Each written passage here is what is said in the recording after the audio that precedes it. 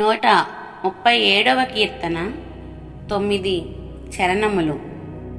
బబులోను నదుల యొద్ద కూర్చుండియున్నప్పుడు మనము సియోనును జ్ఞాపకము చేసుకొని ఏడ్చుచుంటిమి.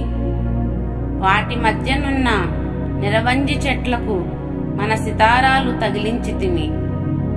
అచ్చట మనలను చెరగొన్నవారు ఒక కీర్తన పాడుడి అనిరి. మనలను బాధించిన వారు సియోను కీర్తనలలో ఒక దానిని మాకు వినిపించుడి అని మన వలన ఉల్లాసము గోరిరి.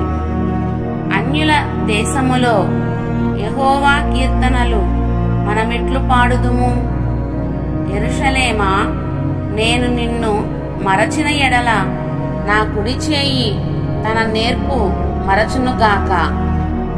నేను నిన్ను జ్ఞాపకము చేసుకొనని ఎడల నా ముఖ్య సంతోషము కంటే నేను యెరూషలేమును హెచ్చుగా ఎంచని ఎడల నా నాలుక నా అంగిటికి అంటుకొనుగాక.